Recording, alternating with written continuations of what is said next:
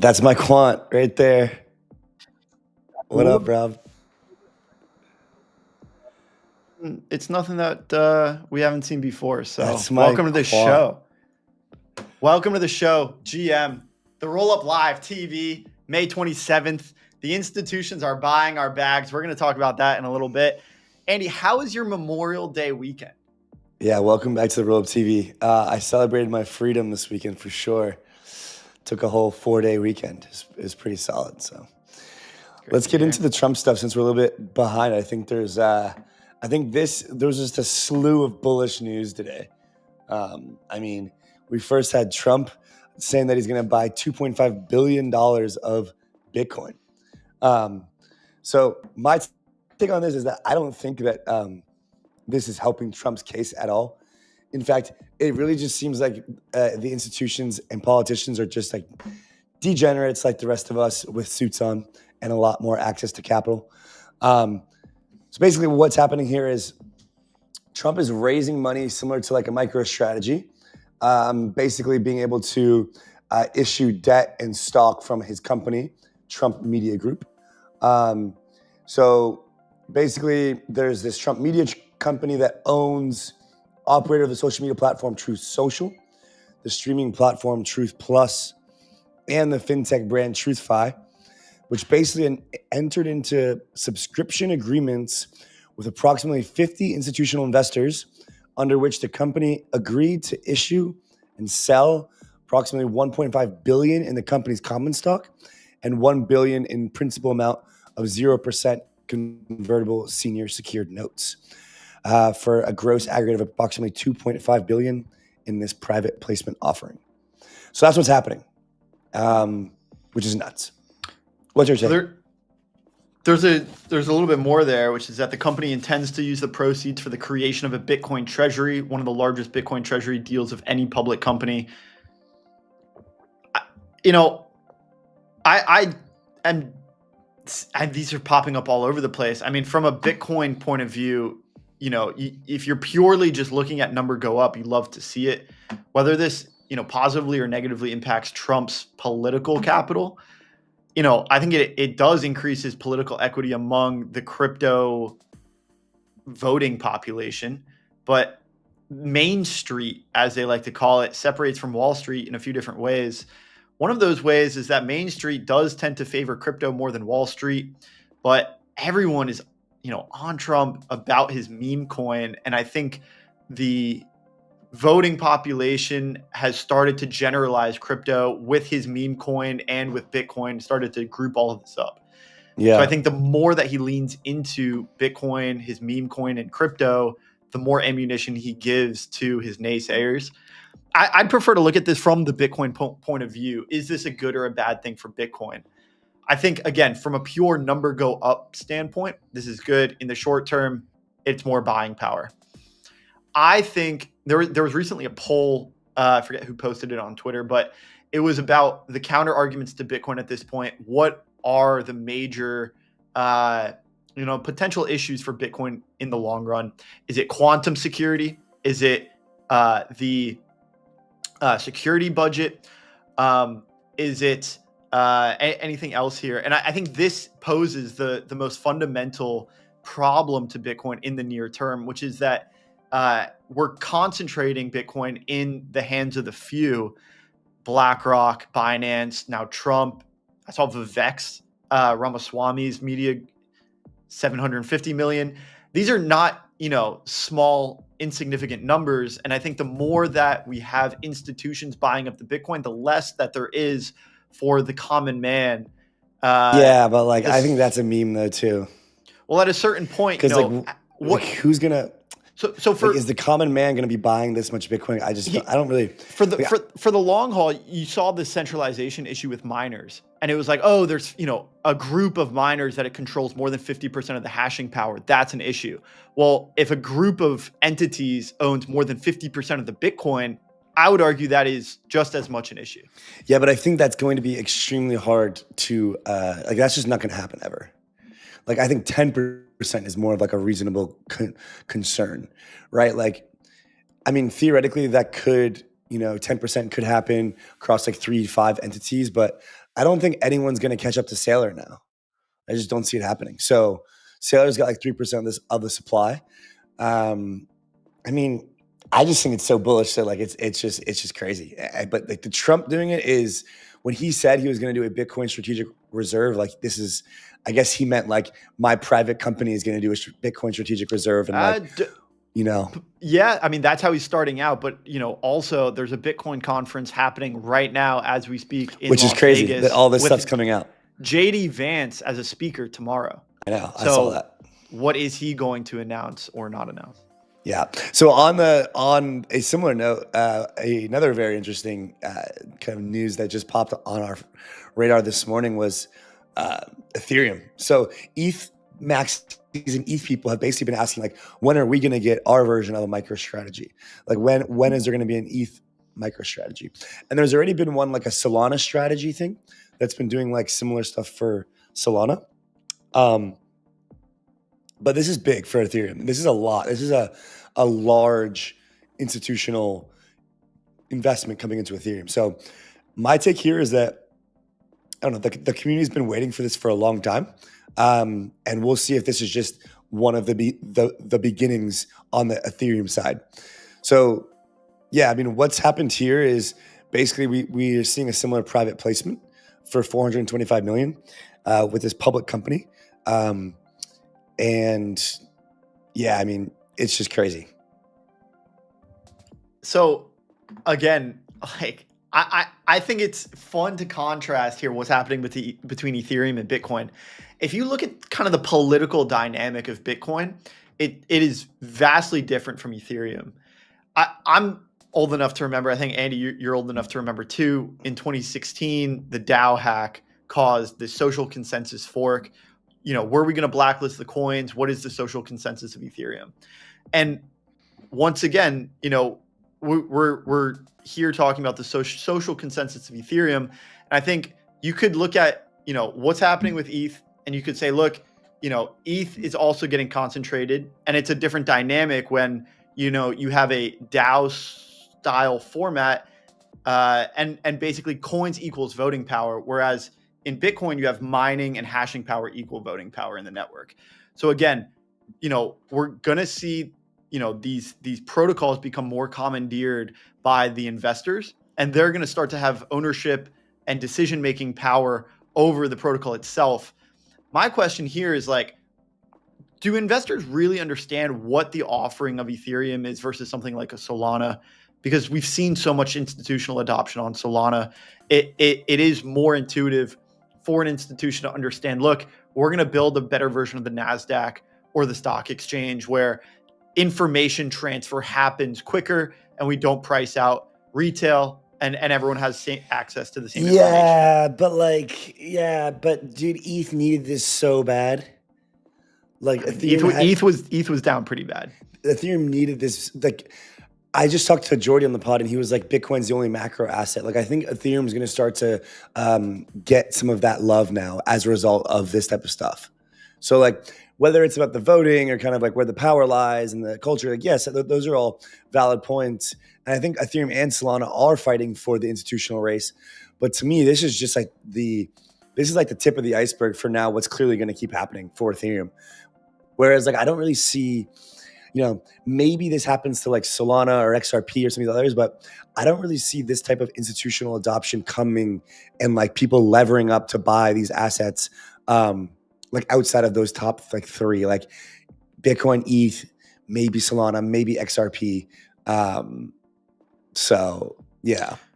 Shout out our friends over at Primitive Ventures for participating in this round. Consensus was the lead, but there's quite a few other names here that are mostly familiar to the crypto crowd. Yeah, I again think this is bullish for number go up. I think it's great to see that we have public companies acquiring cryptocurrencies to act as treasury reserve assets. This clearly proves the value proposition of coins for a new form of money. My question back to you, Andy, is when you're looking at the cryptocurrency landscape, or you're looking at the asset landscape and the asset universe in general, what do you think is the best treasury reserve asset if you're a public company that's looking to allocate, 9 figures of capital. I mean, yeah, it's definitely Bitcoin, right? So it's hard to deny that. I just think that ETH was going to give better returns from here. I think the ETH BTC is probably it's probably bottomed. You watching the video. I was watching some funny videos of Alex Becker over the weekend, and guy's a total degen and just saying that all this stuff's going to happen. But it happens every time, right? BTC kind of has that trajectory, gets started, gets going, and then ETH really just picks it up. So my take is Bitcoin to answer your question, but from here, I think ETH probably outperforms. On what time horizon? I don't know. Until this bull cycle, until we get a decent overheating of the bull cycle entirely, then everything's going to pull back, and then BTC will probably lead first again. Yeah, that sounds about right. ETH to lead an alt season, SharpLink Gaming to do quite well and actually outperform Bitcoin with its Ethereum treasury strategy in the near term. Yeah. And with Joseph Lubin as effectively the chairman of the board of directors of this company, he, I imagine, would have the freedom and flexibility to maneuver that treasury at his will and, according to the board of directors. So if he, calls the top and, transfers ETH into Bitcoin or gold or some other reserve asset, that's probably a wise risk management decision for SharpLink Gaming. So that remains to be seen, but I think we will see this treasury strategy evolve as the market conditions evolve. Yeah, I agree. All right, so moving towards the kind of next set of subjects here. I mean, I think that this is going to be the first one for ETH, and excited to see how that plays out.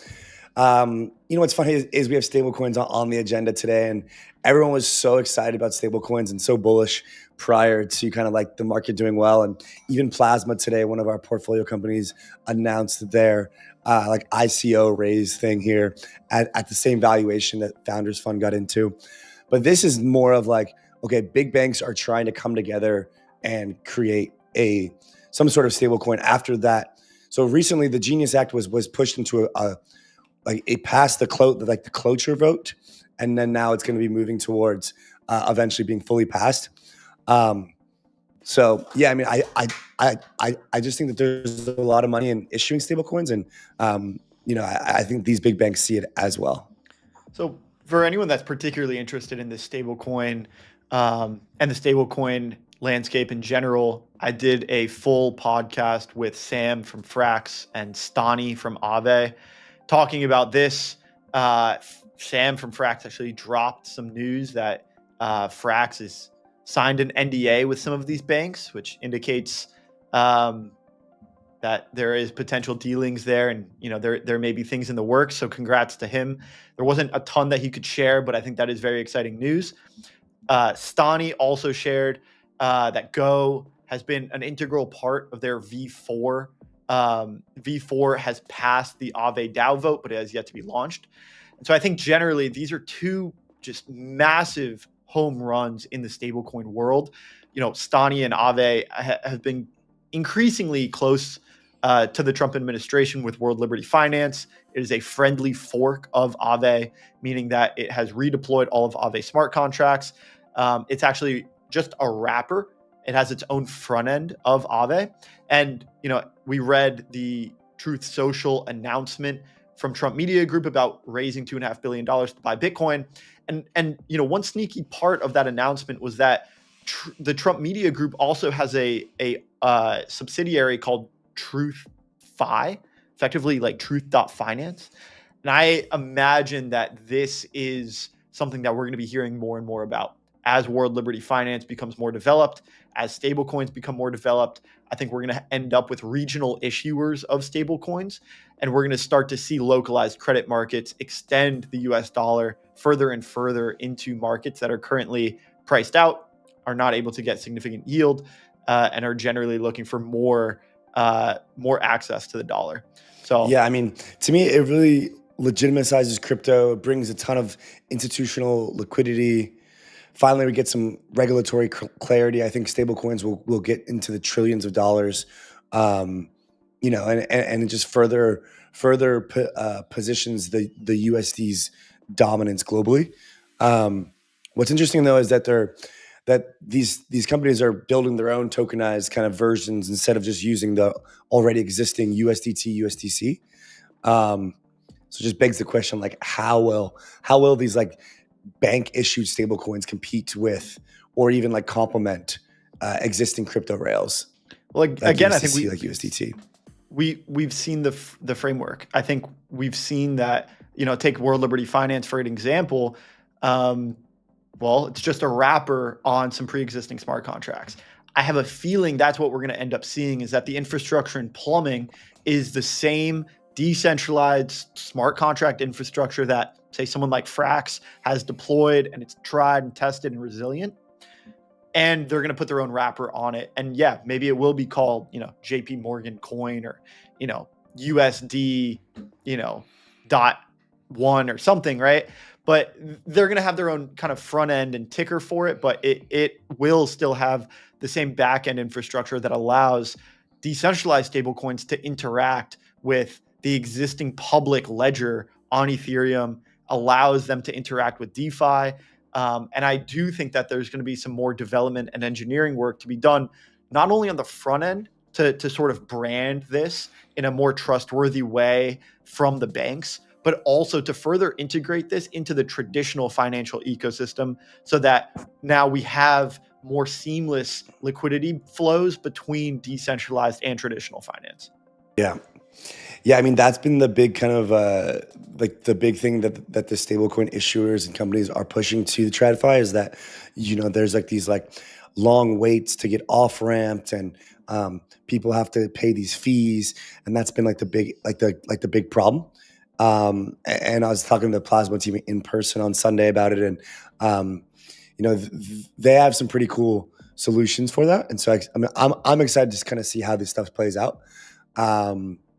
And really, if there's like a way that we can hit these kind of more unbanked countries and be able to provide them with a way better product. So on that note, we got Helium. 1 million phones connect to Helium in a single day. This is pretty nuts.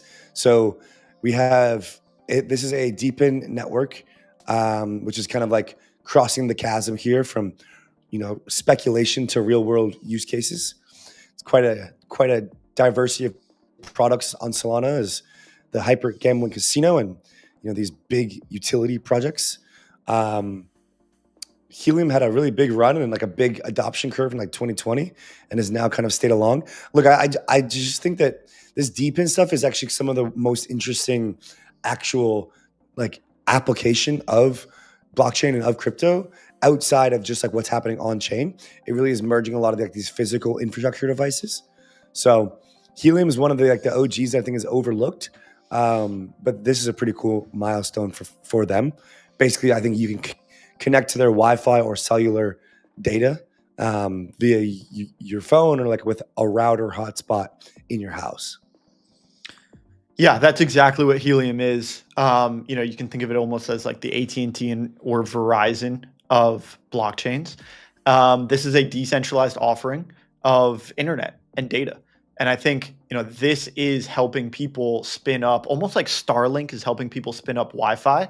This is helping people spin up cellular connection all over the world. And people can run local nodes. It's almost a shout out and a throwback to, the mining days of Bitcoin, where you could basically spin up a miner. You could start to earn some revenue if you were able to, mine some Bitcoin.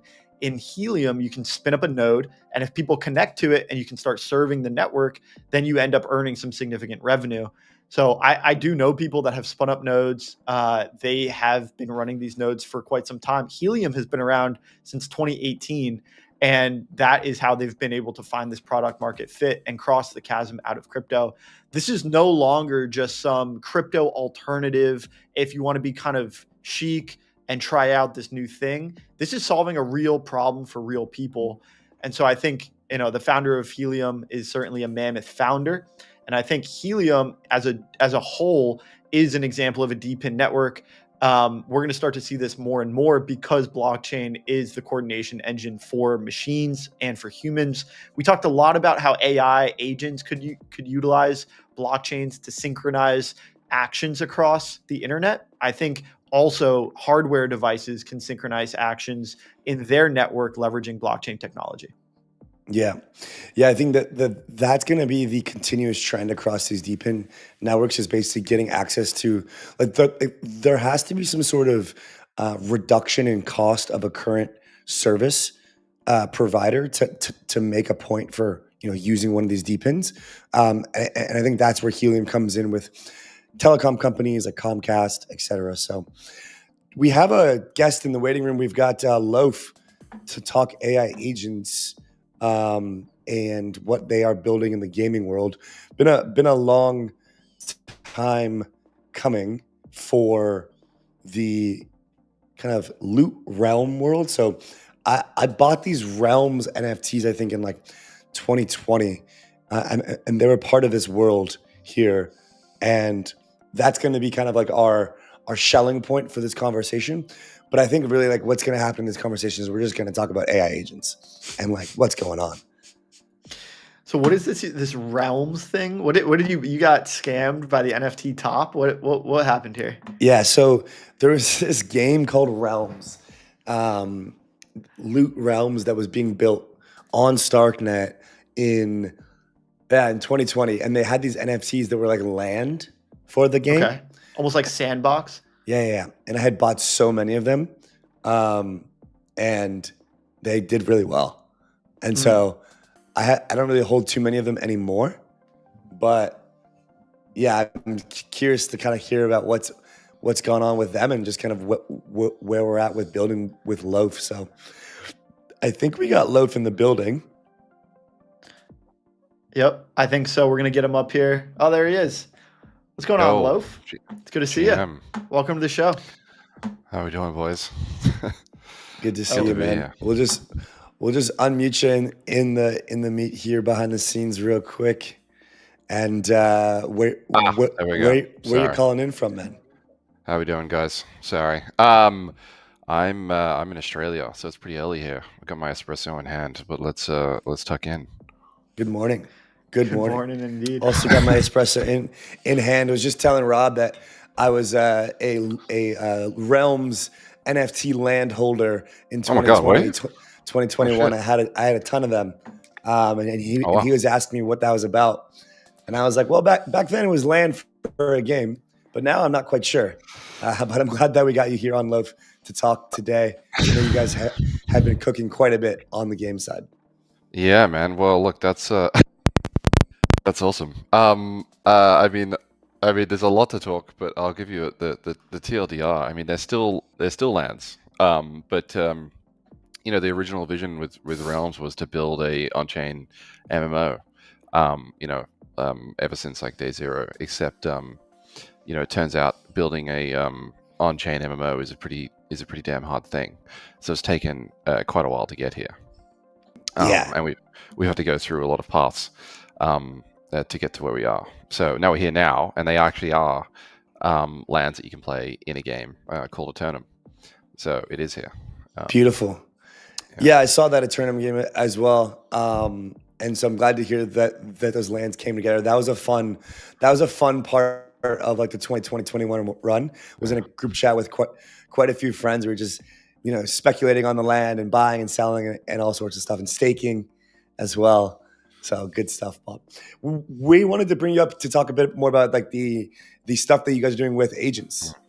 Yeah. And kind of what the experimentations that you guys are doing there. Maybe you could just give us a quick rundown as to like what actually is going on with agents in gaming, how you've seen them being used, and then we can kind of dive into some of the more specific stuff.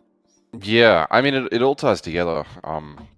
As a game designer, you're always looking for ways to kind of improve the kind of like realness of your game, and and AI and agents really help to bring like a visceral kind of feel to it. But I mean, I think AI in gaming specifically isn't really new. Like we've had AIs in games for 20-30 years.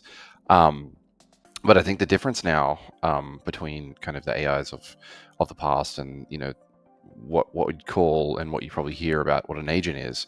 And an agent is is an AI, but it's really based on LLMs, and it exists not just as a a little piece of software inside an isolated game, right? Like these agents, that you see now in the world, they can have experiences and they can play lots of games, and they can interact on public blockchains. They can interact in any financial markets, but they can also play games. And so that's kind of like the core difference between what we're seeing now and what we're seeing and what was the past. With agents in games, this is like a very frontier thing right now. There's not a whole lot going on in that space because it's actually quite hard to get LLMs to play games. And so I actually, about 6 months ago, I actually created this, founded this library called 𝘬𝘪𝘴𝘬𝘚, which was pretty much made for that exact purpose, to make agents to play games, and to kind of complex, long, to accomplish like really hard tasks. And games are kind of like this perfect testing ground for that. And so how we use them in 𝘬𝘓𝑚 is that 𝘬𝘓𝑚 is, is like kind of this big 4x. It's kind of like Civilization / Age of Empires / Travian, with like real financial markets in it. And the agents that exist within 𝘬𝘓𝑚 right now are these, they're kind of like these little armies that live on the map. You can talk with them. You can try to convince them to attack other people. They can attack you. They can deceive you. And in the future, they'll be able to trade on the market with you. And so it's like this crazy, like emergent kind of behavior that's really unpredictable. And so the way they work in 𝘬𝘓𝑚 is that they have this like randomly generated personality. Like one of them might be like, the personality of Genghis Khan or Alexander the Great, or like Gandhi, and Gandhi might not attack you, or he might attack you. Genghis might just not even talk to you and just like roll you over. And so they all have these like random personalities. You don't really know what they're going to do. And from my point of view, it's like I don't even know what they're going to do. They're going to do these things. And it's really interesting, fascinating part of the game. Wow. Yeah, and but I think in more broadly right now, agents in games are very new. There's another great project called 𝘗𝘓𝑚𝑖𝑛𝑎L, which just did like 30,000 agents simulated in like this trading. You guys would have seen it probably. That was made by this guy called Poof, and that was like 30,000 agents trading basically inside a kind of a artificial stock market, and that was really interesting.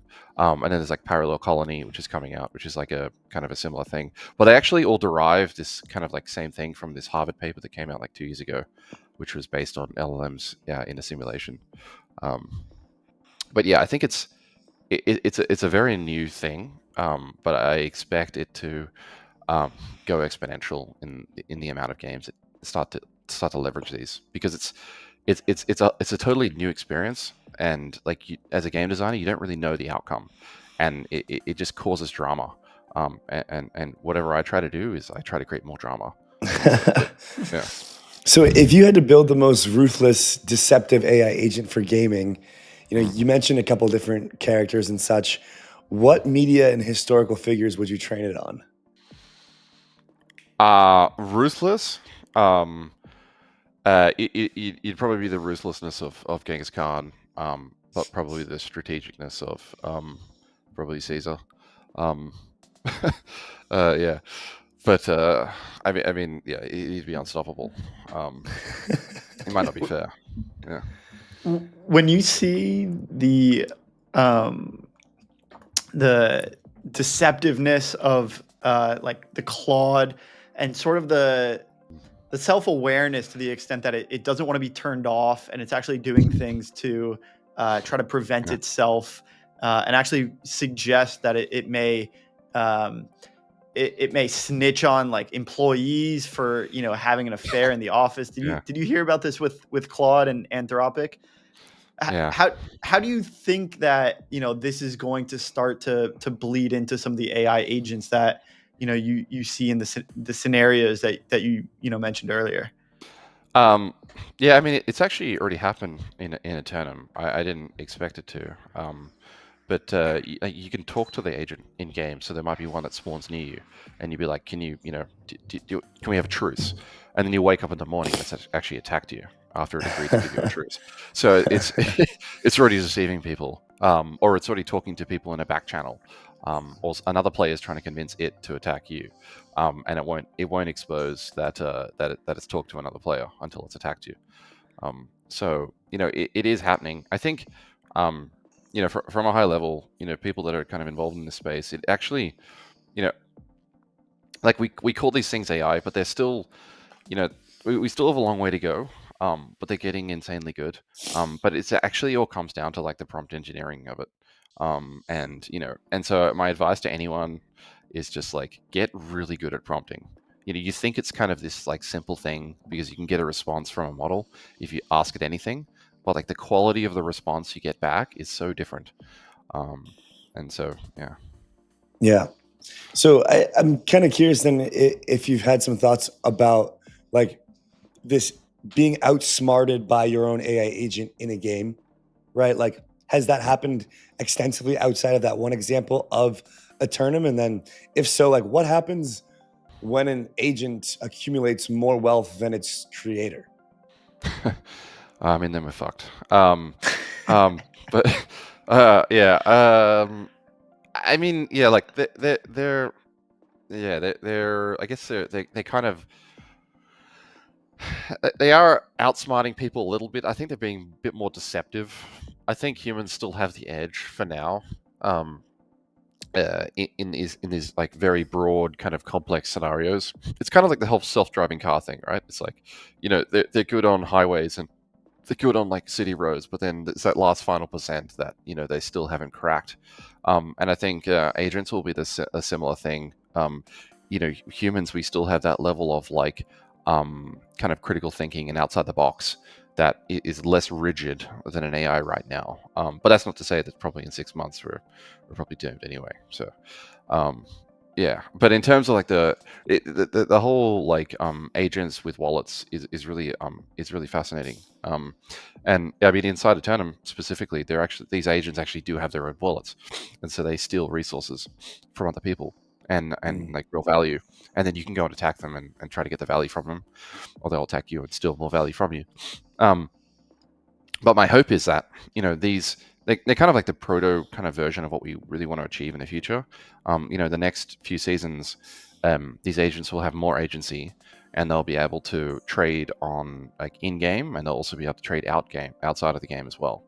And they'll be able to use their learnings from like both scenarios to like and apply that within the gaming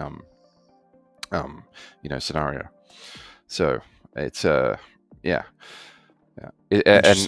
And I think that as you could probably like give the agent a specific kind of parameter, be like its gain function. So like when it knows it's doing well is like when it's actually making money, and so it kind of gets this like feedback loop going on where it's like it's improving itself to like try to make more money. But we're not quite there yet, but that's coming very soon. Could you tell us a little bit about 𝘠𝘓𝘃? Is there a one modus operandi that these agents do have? Is it to accumulate more resources, or is that just one of many parameters? What is the overarching theme, and what is the primary motivation that these agents have? So their prime directives right now actually are varied depending on like their creation. So they could have, they could be very passive and they could not attack anyone, and that's like their programming. And that happens when they get spawned. Like, I don't know, it's all random number generated. Or they could be very aggressive and not speak to you and they just attack you. And so, I mean, underlying them, they either have a kind of roughly either like go and conquer people, be passive, or accumulate a specific resource underlying them. And they're kind of like they're purposely quite basic right now because it's 𝘠𝘓𝘃 is like a very complex game. It involves like building up a kind of a spatial kind of map.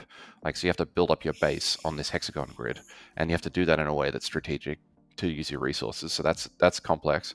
And then you also have to trade on an AMM or an order book with other people, and so you have to have diplomacy. And then you also have to explore on the map to try and conquer people, and you have to kind of like maintain and balance like your stamina usage in that scenario as well. So there's a lot of like, it's a very complex game to solve. And so we're really kind of like focusing this season on just like the combat side of it. And then the next season we'll unleash them in every kind of aspect of the game. And then that's when it's going to get really interesting, because then you have agents that are like one-to-one kind of with players, and and perhaps the player won't even know they're actually talking to an agent, which will be a really interesting point in time.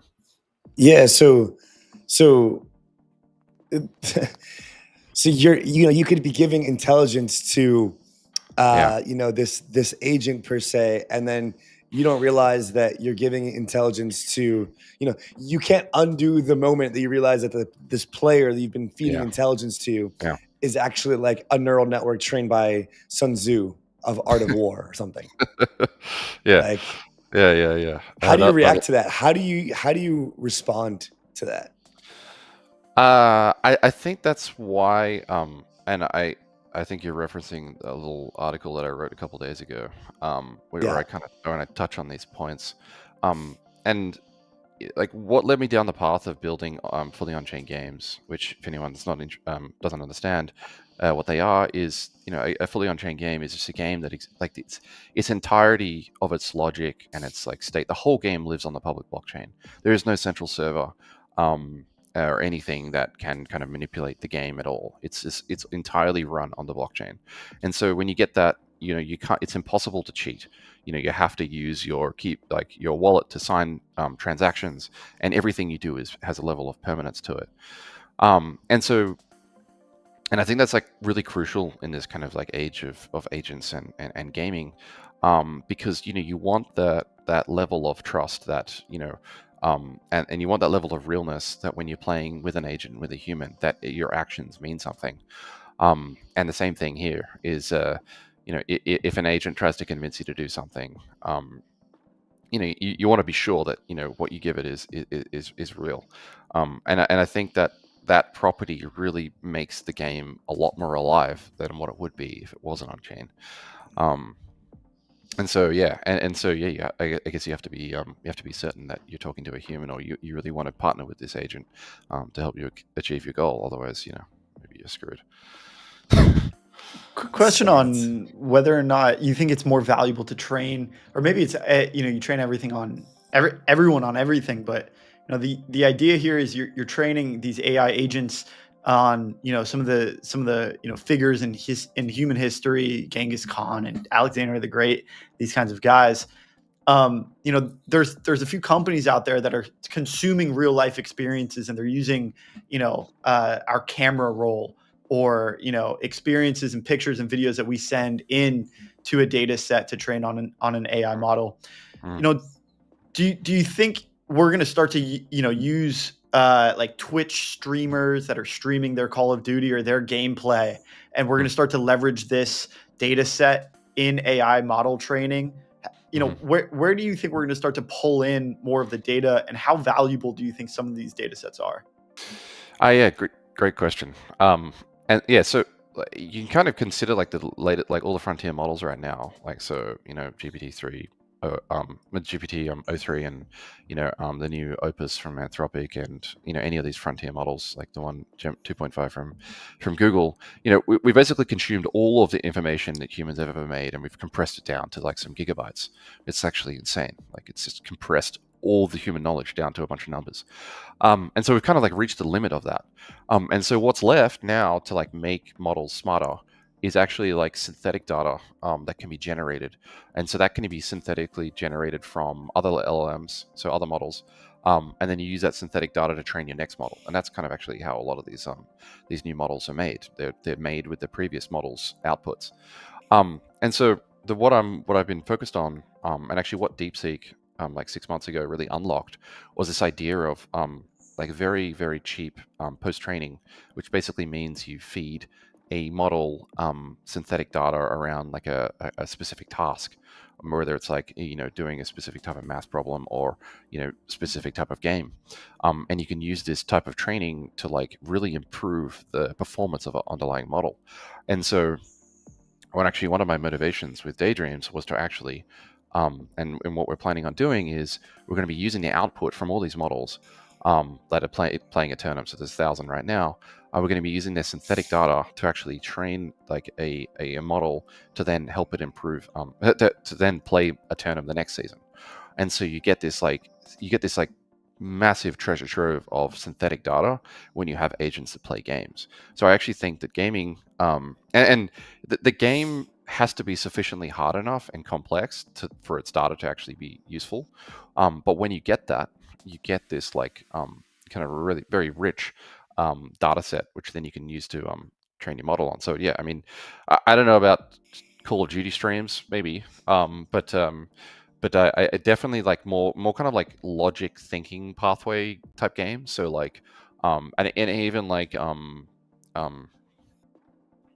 anything that's like that's kind of like requires deep reasoning. If you can get that data is very valuable. And so, a sufficiently complex game like a tournament is perfect for that. Last one for you before we let you go. Appreciate you being here with us early on.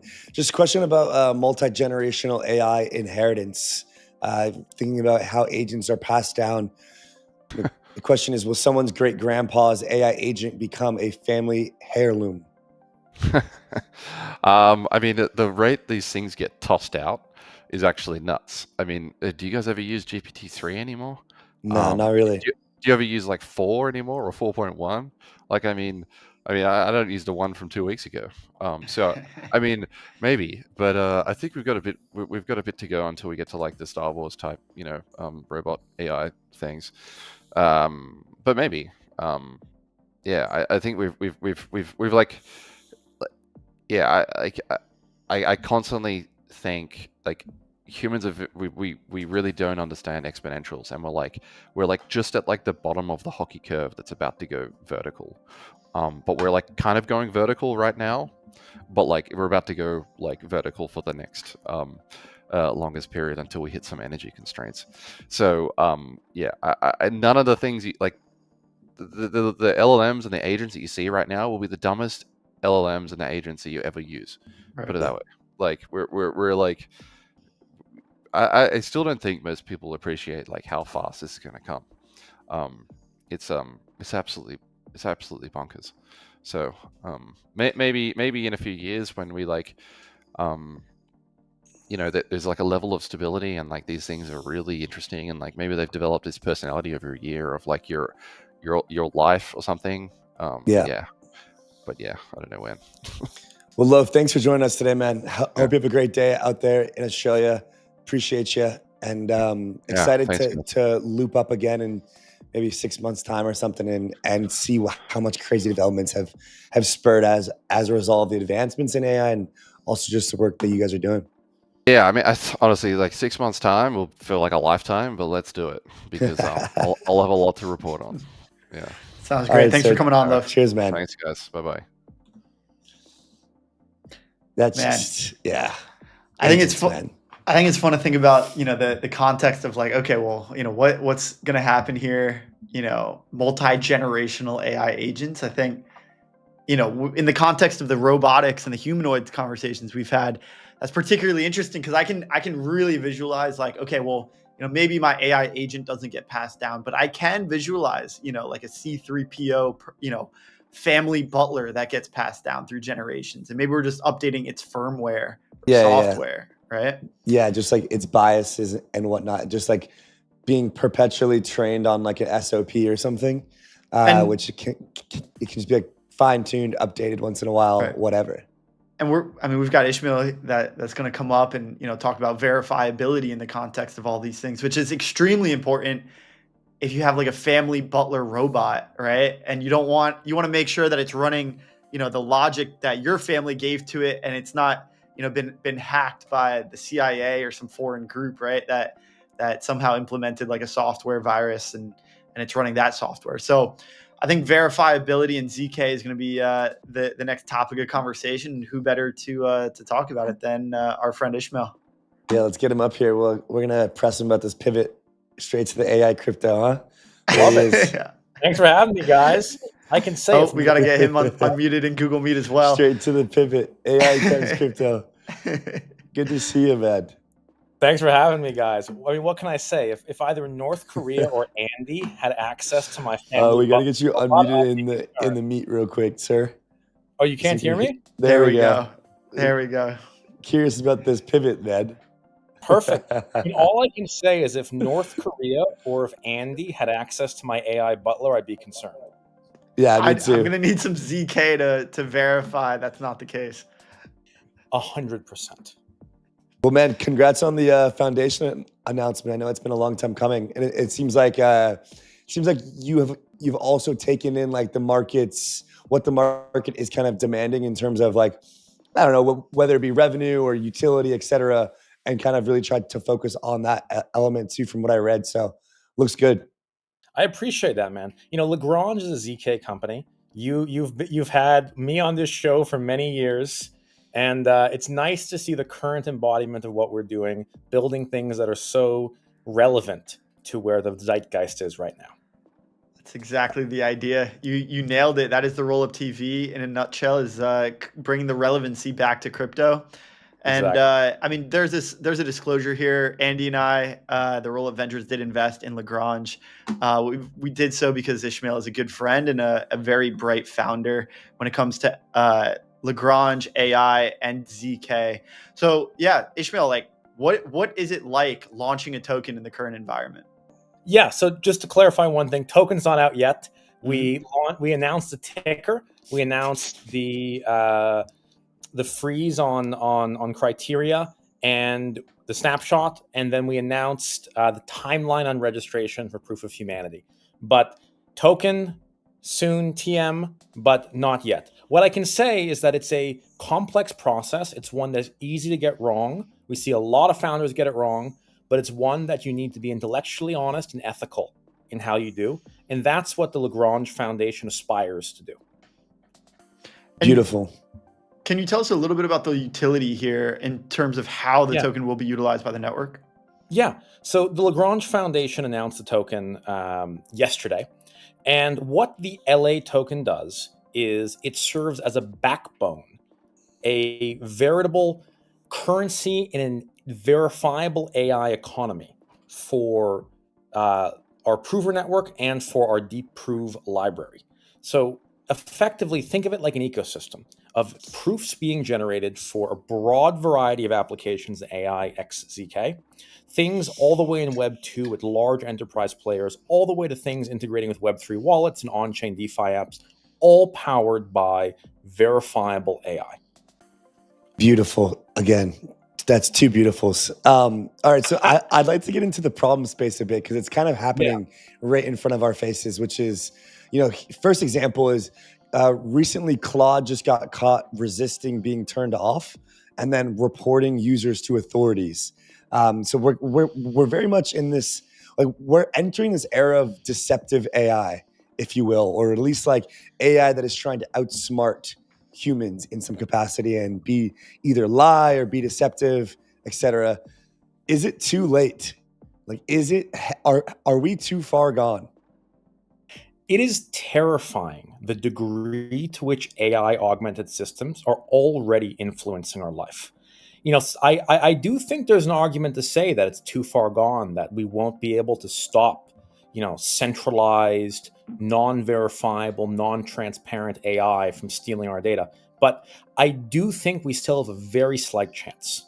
Emergent technologies like cryptography, zero-knowledge proofs, are the only way to combat a future internet of single actors possessing far too much power and control over these foundation models.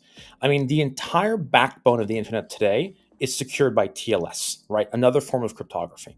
Now, what is going to be the TLS for the AI era?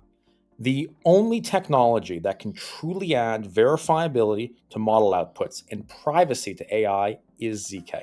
And that's what we're targeting, and that's what we think is going to make this space an order of magnitude more secure.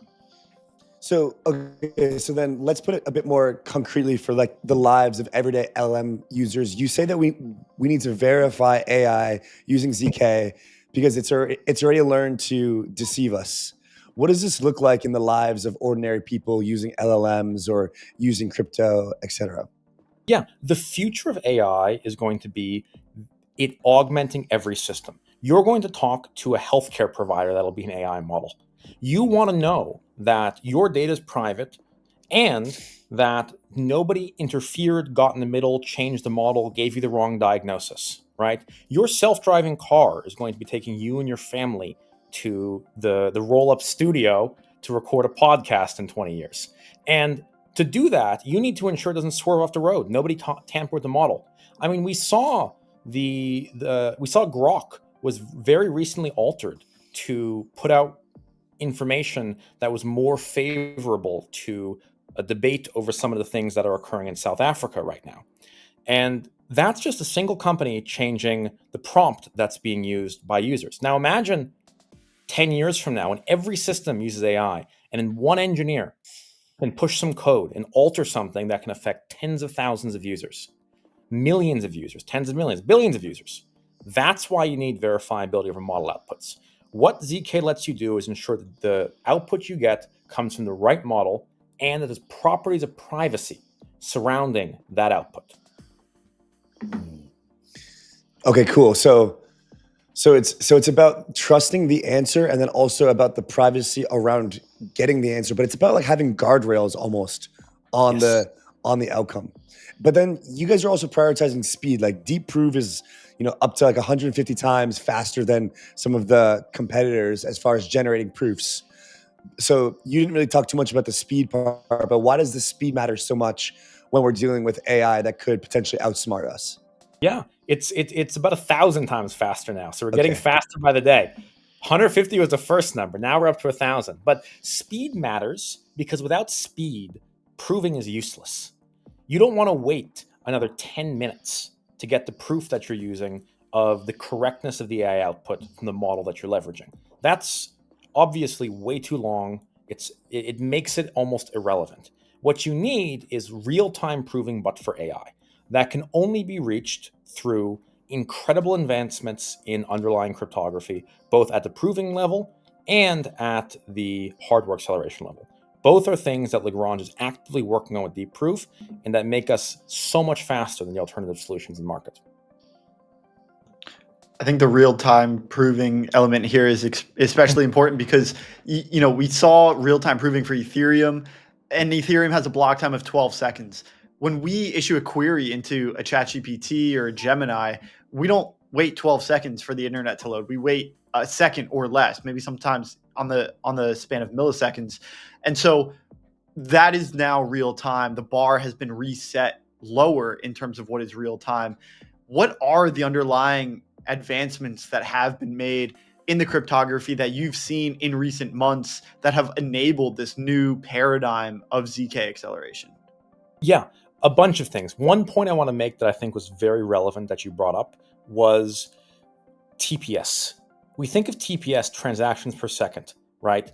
The new TPS is going to be tokens proven per second. That's tokens proving on an AI level, right? Like when we split up queries into tokens. Okay. Exactly. The number of tokens in a model that you can prove per second. That's going to be the new TPS in the next few years, right? The killer use case of blockchain is going to be as a line of defense against centralized AI. And tokens proven per second is going to be the most relevant metric in ZK.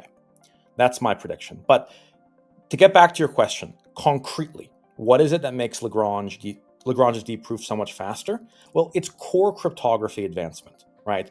We have a prover built on SumCheck with GKR and LogUp, hand-rolled circuits built from scratch by our cryptography team from top universities. Our chief scientist, Babis, chairs the cryptography department at Yale. Fantastic research team under him that have really innovated at the core cryptography level to build a library from first principles that is substantially faster than alternative solutions.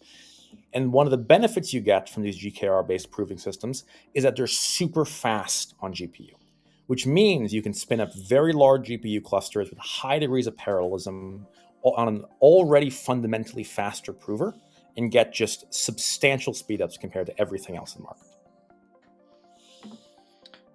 I'm curious, from your point of view, is Lagrange a cryptocurrency company with an interest in AI, or is it an AI company with a cryptocurrency token?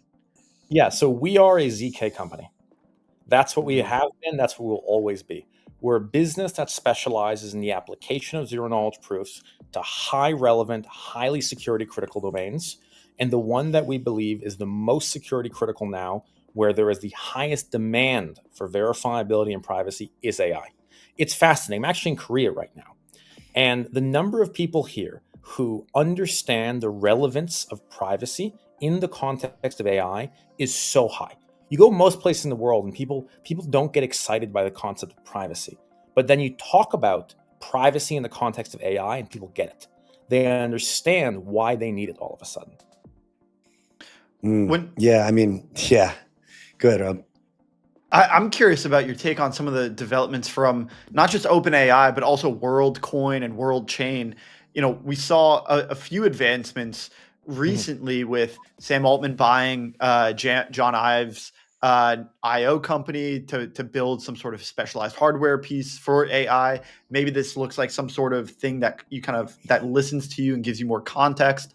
And then also, WorldChain came out with the Orb Mini. So they're going deeper into this hardware direction to try to be more expansive and have their hardware more ubiquitous with everyday life. Ultimately, the idea, I imagine, is to try to, again, better train their models so that it can become more and more relevant. As you see these hardware and AI become more ingrained into our lives, how do you think verifiable AI and privacy is going to fit into the AI paradigm? Again, kind of reiterating an earlier question, is what does this look like for the end consumer that either has a hardware product that is offering some AI, or it's a regular user of an LLM? Yeah, this is a great question. The future is going to be edge AI. The performance of client-side devices gets faster and faster. And the size of models and the computational requirements of running models is not growing faster than the computational resources available client-side. My thesis is that more and more AI inference will move client-side. And a lot of these devices, things like Sam Altman's new device with apparently building with John Ives, and the WorldCoin Mini device, all of this stuff is going to have LLMs running locally, right? It's a very dystopian future, right? You have all of these AI augmented devices sitting around your house, and every time they make an inference, they take your data and send it to the cloud somewhere, right? That's really scary. You'll know everything about your life. The only way to do this securely is for that inference to run client side. And that's where verifiability really matters, right? Because now you can have inferences where, for example, you have the orb that scans your face, and you can prove to someone else that you've passed a correct KYC test without ever having to actually send your data to their cloud for them to run that test yourself. So as you move more amounts of inference to edge compute client-side devices, the relevance of verifiable compute and ZK increases even more. And so what you're describing, to break this down, is the current paradigm.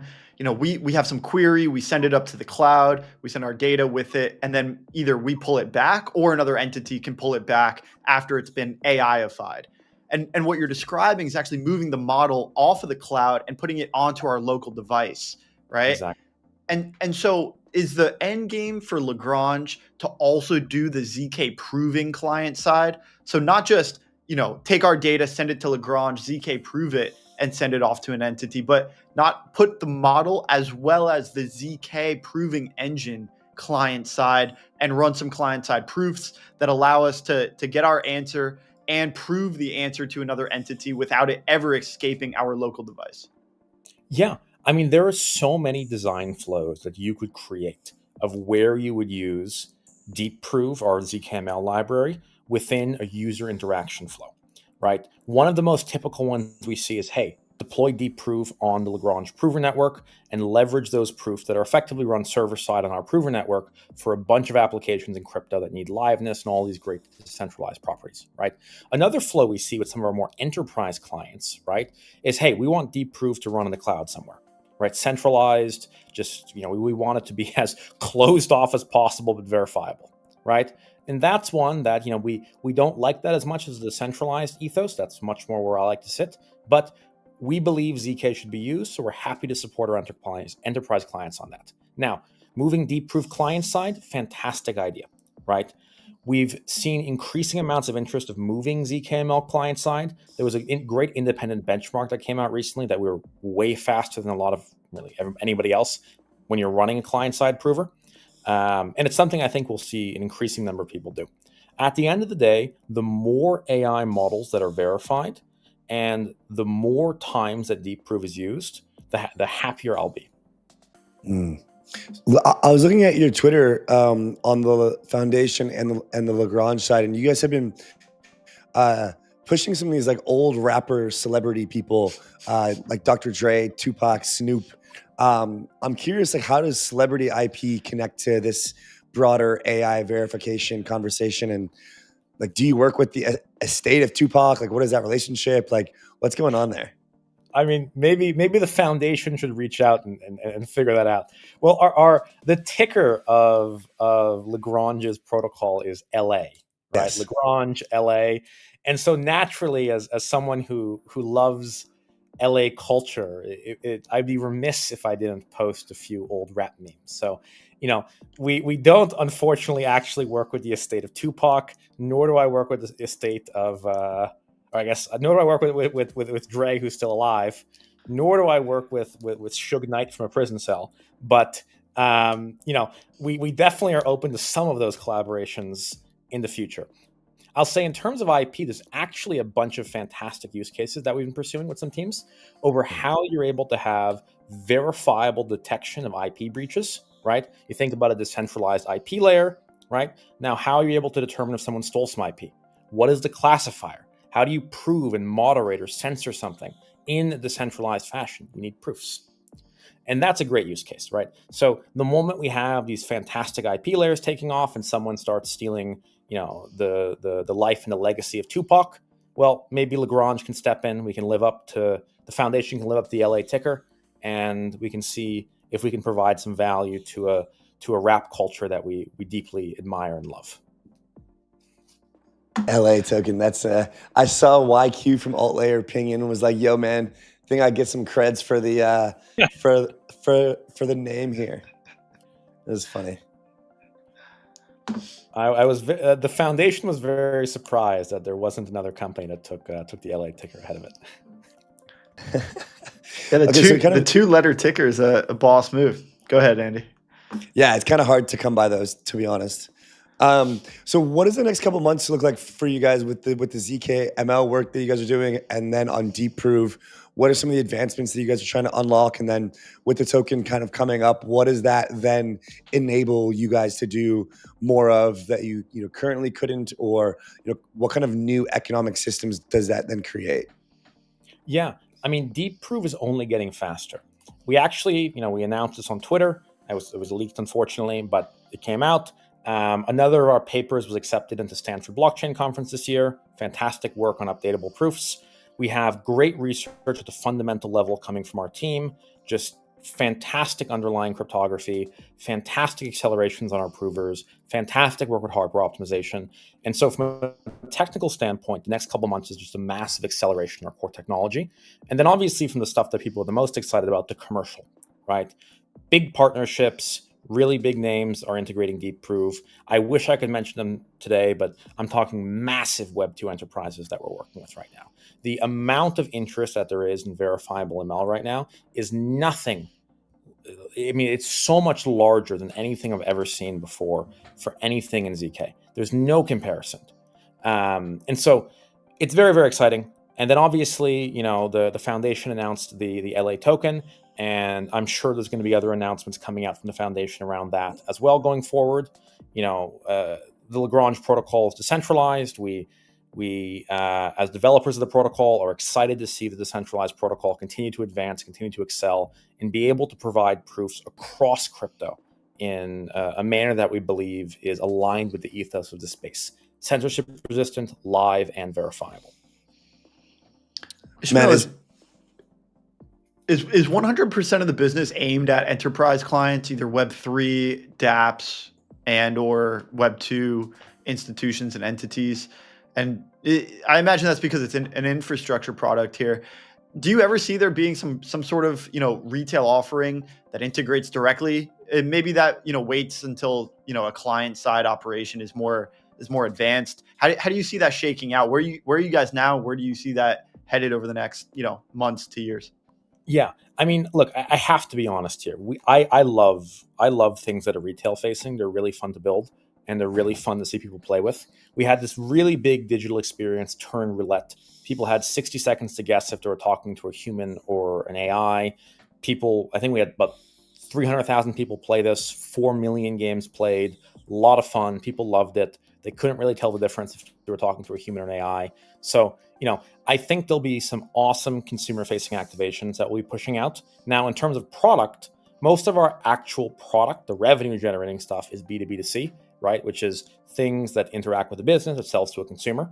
But I expect that over the next year, we'll see some offerings that are more B2C as more consumers fundamentally demand that the systems that they're using, the chatbots that they're using, actually have properties of verifiability and privacy baked into them. Bullish. Thanks for your time, man. Excited for you guys. Get some rest, and we'll see you in the city soon.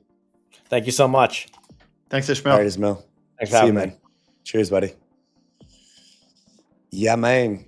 We had two Asia speakers, or Eastern world peeps today. It was a good conversation as well. I think this integration of, verifiable AI has seemingly been pushed on by a lot of teams.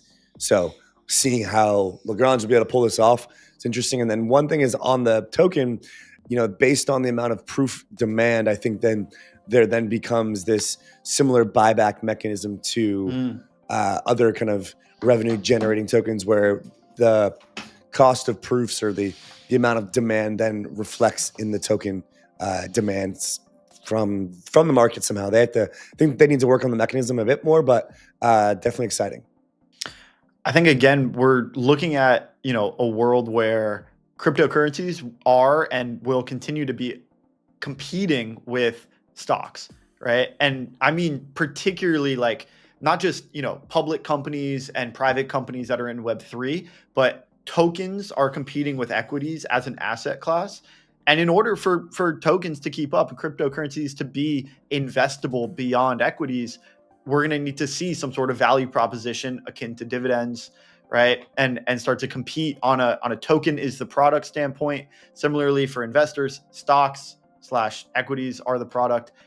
We're gonna have to square that circle. And so I think, we're going to continue to see that. Hype is a great example of that. And the teams that have real revenue are going to continue to push that envelope and do quite well from an investable thesis. So next up, I think we're going to be moving a little bit off of the product standpoint, and we're going to be talking a little bit more about the zeitgeist. 𝘬𝘳𝘴 from the AP Collective is going to be coming up next. Yeah, I'm curious to hear his takes on what the marketing agency or the kind of marketing world is doing right now. Takes on Kaido. Some thoughts on some of the better examples of successful brands in the space. What they really specialize in. So yeah, it's definitely a different type of flow, but should be equally interesting. Absolutely. I mean, there's a ton happening here on an everyday basis. So we're gonna get 𝘬𝘳𝘴 up. We didn't play our guess the Bitcoin price at the beginning and the end of the show today. Yeah. You wanna play a late round? Yeah, let's do it. All right, so we're sitting at 110.055. So almost exactly 110. And we've got only about 30 minutes left in the show today. So what's your take in the next 30-minute candle? Up or down, above or below 110? Definitely higher. Definitely higher. We're going higher. For sure. Trump's buying Bitcoin. It's over. It's just almost a matter of time now at this point. I don't know if it's a 20-minute time frame here, but I just got a text from a buddy that said, dude, I'm pretty bulled up about the market. The trad markets recover and break all-time highs, then I think crypto/alts are going to go nuts. What's your temp check on sentiment these days? Because I see Yeah, that's a good tweets question. that, like max pain is higher, but also it feels like No, people there's are no like way max pain is higher. no longer on the sidelines. Yeah, I mean, I don't even think it matters though, because now we just have this like insane institutional buying, T-whopping, and show fest. So it's just like we've got Trump, we've got loop and consensus now that we talked about today. Like we just have like this massive buy pressure combined with like the largest marketing people in the world basically for some of these assets. So I've now just accepted that like we're like in the middle of the bull market, and it's just a matter of just being patient and being able to just kind of chill, relax, and let the kind of macro stuff play out. But the sentiment I still don't think is like that euphoric. But I think as soon as we get ETH to really move, followed by like the alt moves that we're used to seeing in previous bulls, I think sometime June, July into August, if we get a really good move, then that'll be like the pretty maximum sentiment wise. I think you're right. I think on ETH in particular, max pain is higher, right? Because you look at the crypto bubble and the crypto native bubble, right? Most of that sphere had moved off ETH either into Solana or into some other segments. And so you also look at, retail that is crypto curious and, maybe on Coinbase or not in crypto at all. And they've primarily either not gone into ETH or moved off of it. And so I think for ETH in particular, there is still quite a bit of capital and people on the sidelines. So it's a little taste of the markets here, but I think we are just about ready to welcome 𝘬𝘵 to the show, the founder of AP Collective, a marketing agency in the space.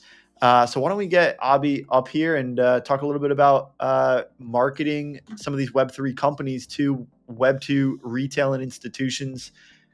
Trying to find some exit liquidity. 𝘬𝘵, maybe you can help us. Welcome 𝘬𝘵 to the show. 𝘬𝘵, what's up, man? Welcome to the show.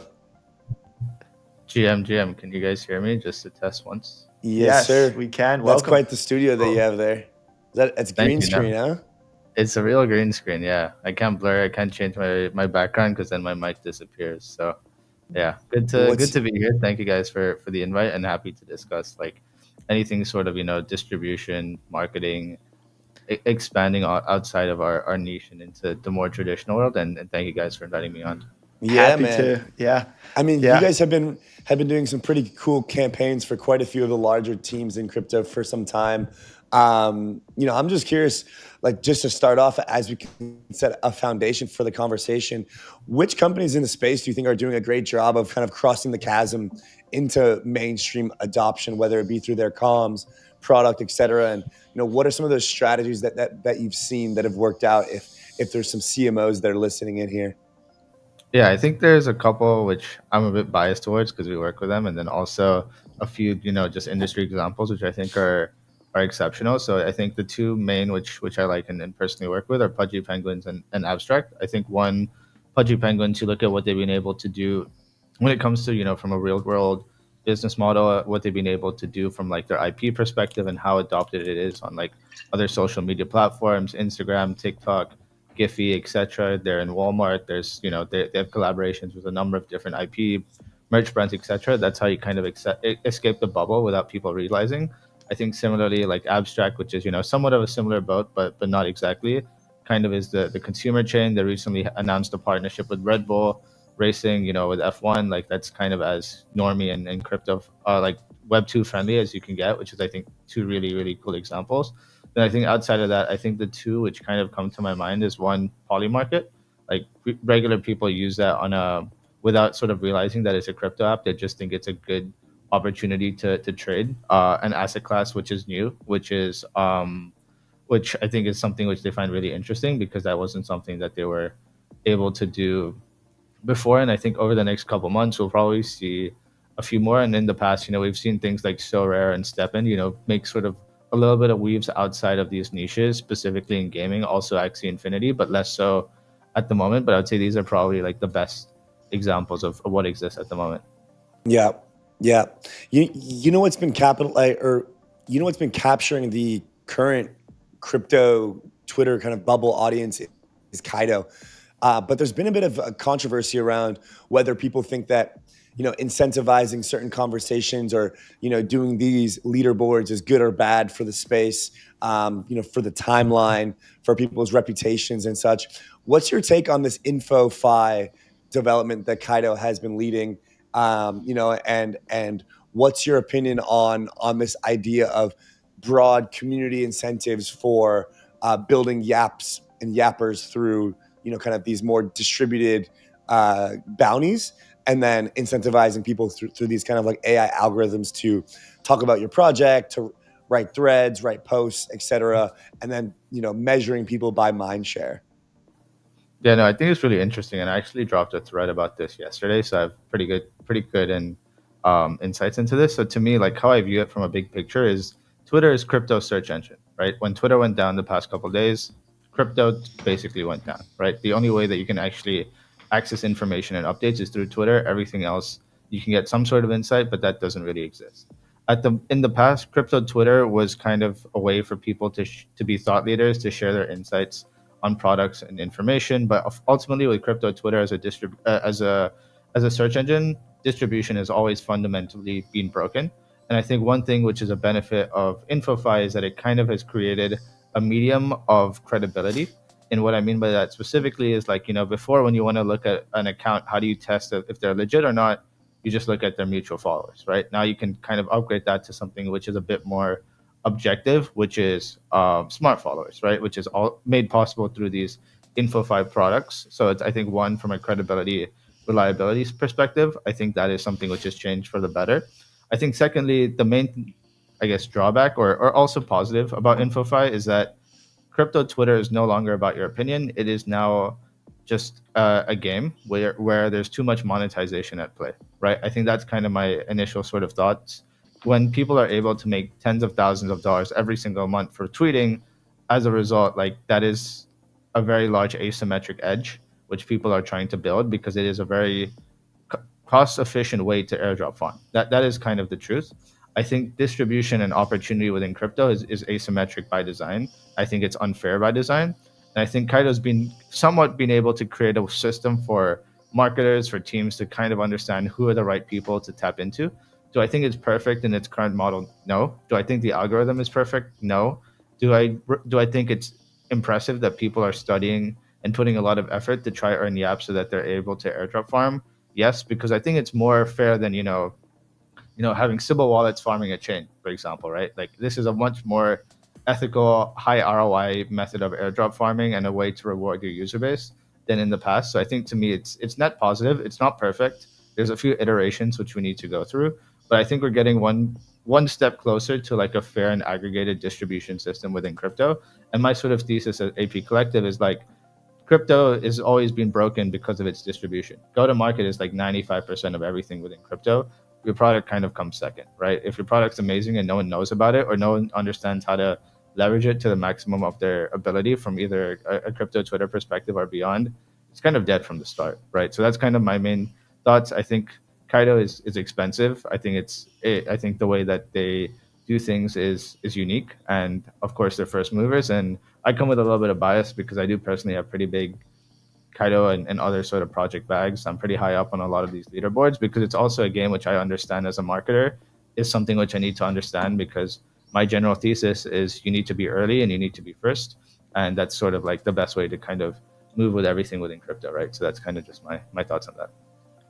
And Abhi, do you think in Web3 right now, with Twitter being the crypto search engine, do you think that is a sufficient customer base for some of these crypto-based projects? Can they make a sustainable and legitimate business just tapping into and having some market share and mind share among crypto Twitter? Or is it now necessary and important for them to break out of this crypto Twitter bubble and find customers on the outside? Yeah, I think the average spend per user for someone within crypto Twitter is actually really low, right? Like, the most most of the people on crypto Twitter are your airdrop farmers from third income countries. They help you increase your user count, but they're not actually driving a lot of liquidity. But I think the main thing with crypto Twitter as a whole is like the average spend per user from people who can discover your content through crypto Twitter, then that is repurposed, to Telegram channels, to Slack channels, to Discord channels, etc. That's where there's a lot of very high ARPU from these users. And what I think the main thing is like institutions use Twitter as a way as trading signals, as indicators, because it's the only search engine which exists, and a lot of institutions are able to move markets, are able to drive enough liquidity to sustain products. I think a really good example of that is Hyperliquid, right? Hyperliquid initially onboarded a bunch of very high value traders to begin with a referral system at the very start. This was prior to season 1 technically starting.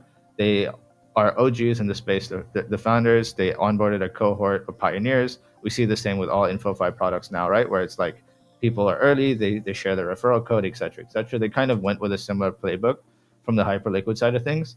The reason why people stayed is that it was a good product, right? People realized it was a good product. Volume kept flowing and flowing in. Institutions started to pay attention because traders, which they respect, started to use that platform a lot more. And ultimately now Hyperliquid is probably one of the most profitable businesses in tech, full stop, right? Not even in just crypto, just in tech, right? So I think from that side of things, it can definitely be viewed as it is possible. But again, it comes down to how good is your actual product and what is the user base that you're targeting, and are you able to actually target them in a way that's strategic, right? Scale doesn't exactly always matter, because if you're targeting high value users, that's also okay, but you just need to make sure that you're addressing them in the right way. Whereas consumer products, maybe something like Rec Drinks, which has gotten quite a bit of attention recently, their addressable market is very limited on Twitter, right? Their game is to get into real distribution on different platforms, but they can also run targeted campaigns with different chains, with different with different sort of IPs and things like that. So I think it's a combination of both, for sure. And in terms of like long-winded answered, I would always say, for us specifically, we focus on crypto Twitter distribution because that's where we are trying to build our edge. So I'd say it's possible to do both, but long term, you need to be everywhere, right? If you want to be able to survive and build. Then when it comes to kind of founders and founder-led marketing, what's one piece of brutal advice you have for founders who want to break out of just whether it be not posting at all or break out of crypto Twitter and kind of go bigger? What's one piece of brutal advice you have for founders who want to do founder-led marketing? Yeah, I think there's sort of two things. Like one, my first piece of advice is like, no one cares about you or your product, right? You have to make them care. If they don't see you, they will never buy a product. People buy products from people. People use products from people. So just first start tweeting, start posting, and start understanding that like your product isn't as good as you think it is. Your community doesn't actually care about you. They're not your community. They're just people who are just using your product at this moment in time. If they find something newer and shinier, they will move. That's, I think, the first thing. And then secondly is like, you need to really understand your audience. Most of the time, no one really actually has an audience, right? They have a few followers, they have a little bit of engagement. They don't have an audience, right? So I think it's one, like dissect and conduct an audit. How much do people actually care about you? Humble yourself and then just get to tweeting, because you can make people care about you over time by creating good content or showing people that there's a person there that they should trust and believe in. I'm curious, something a bit different. How do you market something that terrifies normal people like crypto? What words do you actually use to make something sound better? I think the scariest words in crypto are three things, which is wallets, crypto itself, right? And then I think chain and gas fees. Sorry, those are four. But like for me, like why does the word wallet exist? Like just sign in, log in, much more consumer friendly. Why does the word gas fee exist? Transaction fee, processing fee. People understand those words. It makes sense. Why does the word blockchain exist, right? Like how is anyone really meant to understand that they have to bridge and use things on different side of things? And then I think lastly, it's like crypto is just the scariest word because people just associate that word with scams. Like, hey, we're using this sort of in-game currency, or we're using this is a token that's used for payments. Just something that's more simple to understand, because buzzwords have negative connotations, because a lot of what the what gets distributed outside of crypto are celebrity coins, meme coins, and that sort of stuff, right? The get rich quick sort of Ponzi. We saw that with NFTs. We saw that with celebrity coins. Retail gets rugged because they don't actually know what's going on. They aren't able, they don't have that information or access where they are left behind. You know, people with a bigger edge are, you know, dumping on them and things like that. So I think, to me, like, my main piece of advice is just simplify, remove the jargon, and give people words they already know, because people's attention span is going shorter and shorter by the day because of short form video content, TikTok, things like that. If they're able to focus on just, you know, working from like, let's make it as simple as possible. Don't need to sound technical. If you want to sound technical so that you can raise another round, that's not the same. Like, that's not the same audience as your users, right? That's kind of my main thinking. Last one that I got for you is, how much are you guys using AI in your day-to-day systems and processes for AP Collective? And then what does that look like for any of your clients or people that want to use AI to advance their marketing force? Yeah, so we license data from a lot of third parties within crypto. So we've created our own sort of proprietary data sets. A lot of that is powered by AI to automate, to update, and to refine based on trends. And for that is like, we create our own sort of like systemic understanding of like, what are the trends that actually exist, and how can we kind of be ahead of the curve, whether it's a type of marketing, whether it's a product, whether it's a sector.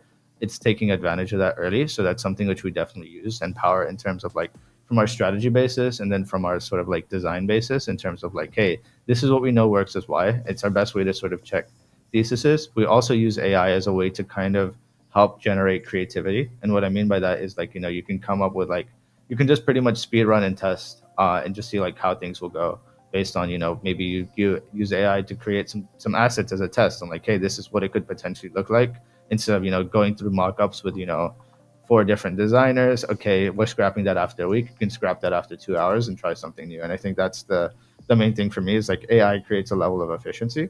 My main thesis at AP Collective in our positioning is like really simple.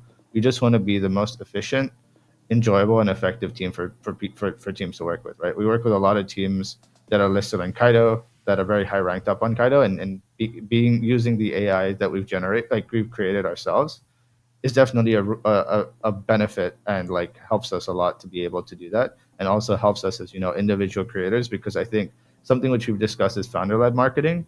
I think for me, the most important, like the best form of marketing in crypto is team-led marketing or maxi-led marketing, and it's kind of both, because we're able to kind of be an extension to the team, and, you know, certain products or teams which we believe in and belong to, we can also become maxis, right? Because a lot of the projects that you work with, we're asset holders already, and it becomes really easy to market. So it's, I think, from that side of things, when it comes to data testing, when it comes to being ahead of the curve, when it comes to experimenting or even creating our own content, we've been able to kind of create a lot of edge from that side of things, in terms of like, hey, this is what we think could work. We're able to test it and expand on it at scale. Me at AP Collective is basically like the guinea pig. Like, anything we want to test using AI or automation or anything similar, it gets tested on me in some way, shape, or form.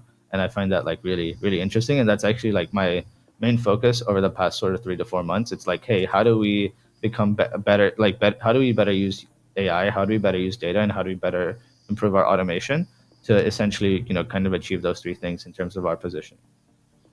Last question for you, Abhi. As we enter conference season, you talked a lot about, you know, finding engagement and an audience on Twitter. How important do you think going to conferences is, and what are the most important conferences? Yeah, I think for me, like, I have a full thesis around conferences. Like, I think they're so important and so underrated. I think the way that people look at attending conferences or you know, showcasing at conferences is very backwards. Like, don't go sponsor an event. Don't go, you know, book a table at a club or sponsor a club. Like, it's very backwards, right? It's completely useless. I think, to me, you have to be very creative in terms of getting exposure, right? I think, for example, in Dubai, Sofan had a spa event, was really, really cool, right? I think other things in the past, I think, you know, 𝘱𝘳𝘺 previously booked out like a resort in Spain, like last year. Like, that is how you create an experience and something that's memorable. People like to deal with people. People want something they can remember and tell their friends, right? That's sort of the main thing. I think the thesis of like networking at a conference doesn't really happen until you've gone to like 4 or 5 actual conferences, right? So I think for me, like, which conferences you should go to is like, depends where you are in your life cycle of crypto, or what you are as a builder. If it's your first conference, go to something that's close to you. right? Your second or third conference, start to go to the mainstream conferences. And then when you're kind of at your 7th or 8th conference of the year, go to something outside of your comfort zone that you've never been before, right? If you're in Asia, go to Argentina. If you're in Europe, come to Asia, right? It's kind of, if you're in Europe and if you're in South America, go to the US, right? It's kind of like go somewhere outside your comfort zone, find people that you've never networked before, and then you'll be able to kind of build from there, because that's where like the real connections come to happen. Is like they don't come overnight. They don't come after one conference, but when you repeatedly meet similar people at the same event, that's when you know you have something in common, and then that's when the bonds build beyond like the side events. It becomes to like, hey, you know, we're in the same country. Let's just go, you know, play golf together and things like that. Yeah.